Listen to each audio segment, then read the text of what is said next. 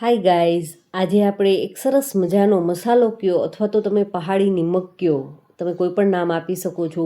આ મસાલાનો ઉપયોગ તમે અનેક વસ્તુની અંદર કરી શકશો. હું તમને આગળ બતાવીશ કે તમે કઈ કઈ જગ્યાએ મસાલાનો ઉપયોગ કરી અને વસ્તુને એકદમ ટેસ્ટી બનાવી શકશો.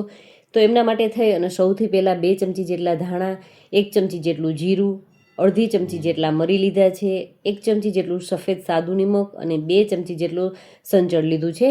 આ બધી જ સામગ્રીને આપણે દળી લેવાની છે. આ રીતે મિક્સી જાર ચલાવી લેશું તો અધકચરી પીસાય તો કશો વાંધો નહીં. આપણે આગળ છે બધી વસ્તુ એડ કરીશું તો એમની સાથે સારી રીતે ક્રશ થઈ જશે. હવે મેં મીડિયમ તીખાસવાળા 2 થી 3 નંગ જેટલા મરચાંના ટુકડા લીધા છે. 2 ઇંચ જેટલો આદુનો ટુકડો છે એમના નાના નાના પીસીસ કરી અને લીધા છે. 15 થી 17 કળી લસણની લીધી છે.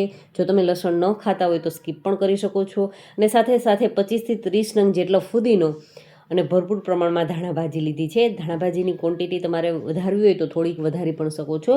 હવે આપણે એમને જેટલું થાય એટલું પાણી વગર આ રીતે ક્રશ કરી લેવાનું છે. જો પાણીનો ઉપયોગ બિલકુલ નથી કરવાનો, કારણ કે જો પાણીનો ઉપયોગ કરીશું ને તો એમને સુકાતા સમય વધારે લાગશે. તો આપણે પાણી વગર જ જેટલું પીસાય એટલું પીસી લેવાનું છે. અને કોઈ પણ એક પ્લેટની અંદર એમને લઈ લેશું અને એમને જો તમારે તડકામાં સૂકવવું હોય તો 1 દિવસની અંદર તડકાની અંદર સુકાઈ જશે, પણ એમનો થોડોક કલર એવો લાઇટ ગ્રીન થઈ જશે. અને જો છાંયે તમે સૂકવશો પંખાની નીચે તો 2 થી 3 દિવસનો સમય લાગશે. અને જો એ બેમાંથી એકય પ્રોસેસ ન કરવી હોય તો તમે 2 થી 3 મિનિટની અંદર માઇક્રોવેવની અંદર તમે એમાં પણ તમે ડ્રાય કરી શકશો તો એકદમ તમારું કામ ઝટપટ તૈયાર થઈ જશે અને સાથે સાથે કલર પણ સરસ રહેશે. તો મેં એમને તડકાની અંદર 1 દિવસ માટે રાખી દીધું હતું. તો ખૂબ જ સરસ એવું સુકાઈ ગયું છે આપણું મિશ્રણ. તો આપણે ફરી પાછું એને મિક્સી જારની અંદર લઈ લેવાનું છે અને એમને સારી રીતે પીસી લેવાનું છે, જેથી કરી અને એકદમ એમનું ફાઇન પાવડર છે એ તૈયાર થઈ જશે.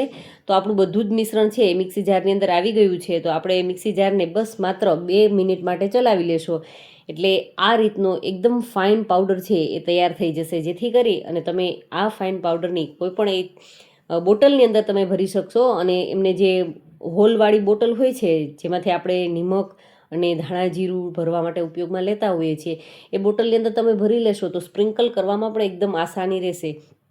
તો આપણો મસાલો છે એ બની અને આમ ઓલમોસ્ટ રેડી જ થઈ ગયો છે.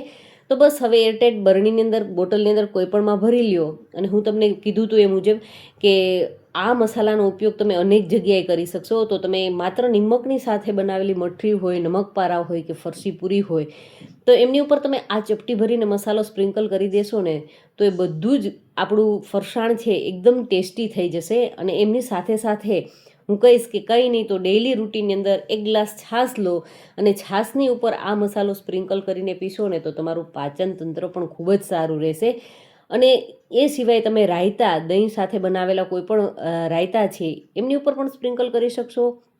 અને હજુ એમનાથી પણ કંઈક ટેસ્ટી ખાવું હોય તો હું કહીશ કે અત્યારે જામફળ ખૂબ જ સરસ આવે છે, તો જામફળની ઉપર પણ તમે આ મસાલો સ્પ્રિંકલ કરી એકવાર ચોક્કસથી ટ્રાય કરજો. ખૂબ જ ટેસ્ટી લાગે છે. મારા બોલવાથી તમને ખ્યાલ નહીં આવે. તમે એકવાર જરૂરથી બનાવી ટ્રાય કરી અને મને કમેન્ટ કરજો કે તમને આ મસાલાનો ટેસ્ટ છે એ કેવો લાગ્યો. અને આજનો વિડીયો સારો લાગ્યો હોય તો વિડીયોને લાઇક ચોક્કસથી કરજો. Thank you for watching this videos.